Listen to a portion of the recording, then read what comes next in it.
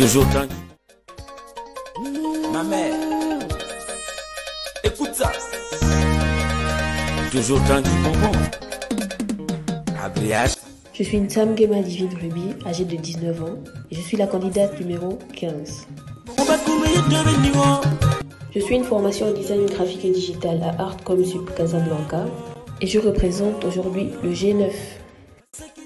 Originaire de la ville d'Oyem et d'ethnie Fan, j'appartiens au clan Kodjen et mon nom de Sam est le nom que porte une femme qui sème la destruction sur son passage. Je suis une passionnée d'art sous toutes ses formes, mais j'ai une préférence pour la peinture et le dessin. Je fais d'ailleurs quelques travaux à mes heures perdues, mais aussi en classe car j'ai décidé de faire quelque chose qui me passionne. J'ai choisi de me présenter à l'élection Miss Gabon Baroque tout d'abord pour l'expérience, mais c'est également un bon moyen pour moi d'élargir mon carnet d'adresses. Enfin, je trouve que c'est une bonne manière de travailler ma confiance en moi et ma présentation devant un public. Je mettrai ainsi tout en œuvre pour satisfaire les attentes de tous ceux qui me soutiennent dans la mesure du possible.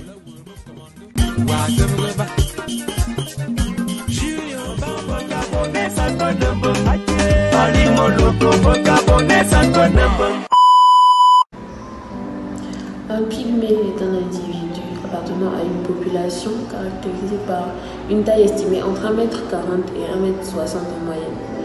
Cette population a gardé un style de vie basé autour de la chasse, la pêche et la cueillette et accorde également une grande importance culturelle à la musique et à la danse. Cependant, ce mode de vie considéré comme primitif entraîne la marginalisation de ce peuple, ce qui les prive de tous leurs droits en tant que citoyens. Ils ne sont pas reconnus par les autorités politiques et administratives à cause de problèmes techniques qui empêchent l'établissement de papiers d'identité tels que l'ignorance de la date ou du lieu de naissance du concerné. Or, ce sont des informations capitales pour l'établissement d'un acte de naissance ou d'un passeport, par exemple. Et ne pas avoir de papier d'identité signifie que l'individu n'aura pas accès à l'éducation et donc, par ricochet, n'aura pas les connaissances de civisme, de savoir-être et de savoir-vivre dans notre société actuelle. Le cycle ne fera donc que se répéter par manque d'informations. Il faudrait donc d'une quelconque façon apporter l'information aux différents groupes pygmées, qu'ils puissent être au courant des différentes techniques de savoir-vivre dans notre société moderne. Et cela n'implique pas forcément de laisser complètement tomber leur culture, non.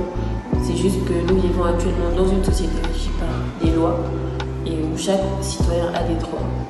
Le but là est juste qu'ils puissent en profiter pour qu'ils puissent s'intégrer et ne soient plus marginalisés, que ce cycle soit brisé. Pas nécessairement dans sa totalité, mais juste pour le strict nécessaire, qu'ils puissent avoir accès à l'éducation, qu'ils puissent avoir leur papier d'identité et qu'ils puissent se rendre compte qu'il n'y a aucun mal à utiliser les nouvelles techniques médicinales par exemple.